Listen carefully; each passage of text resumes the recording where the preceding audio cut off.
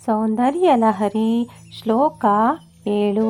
ಕ್ವಣತ್ಕಾಂಚೀಧಾಮ ಕರಿಕಲಪಕುಂಭಸ್ತನನತ ಪರೀಕ್ಷಿಣಾ ಮಧ್ಯೆ ಪರಿಣತ ಶರಶ್ಚಂದ್ರವದನ ಧನುರ್ಬಾಣಾನ್ ಪಾಶಾಂ ಸೃಣಿಮಪಿ ದದಾನ ಕರತಲೈಃ ಪುರಸ್ತಾಸ್ತಾಂ ನಃ ಪುರಮತಿತು ರಾಹೋ ಪುರುಷಿಕಾ.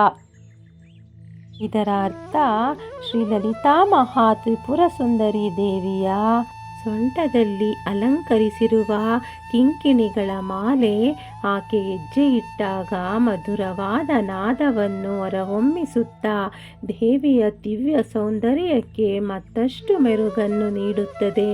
ಆಕೆಯ ಮುಖವು ಶರದೃತುವಿನ ಪೂರ್ಣ ಚಂದ್ರನಂತೆ ಪ್ರಕಾಶಮಾನವಾಗಿದೆ. ದೇವಿಯ 4 ಕೈಗಳಲ್ಲಿ ಬಿಲ್ಲು, ಬಾಣ, ಪಾಶ ಮತ್ತು ಅಂಕುಶಗಳಿವೆ. ತ್ರಿಪುರಾಸುರನನ್ನು ಸಂಹರಿಸಿದ ಪರಮೇಶ್ವರನ ಶಕ್ತಿ ಸ್ವರೂಪಿಣಿಯಾದ ಆ ಪರಾಶಕ್ತಿ ನಮ್ಮ ಜೊತೆ ಸದಾ ನೆಲೆಸಿ ನಮಗೆ ಅನುಗ್ರಹ ನೀಡಲಿ ಎಂಬುದು ಈ ಶ್ಲೋಕದ ಭಾವ.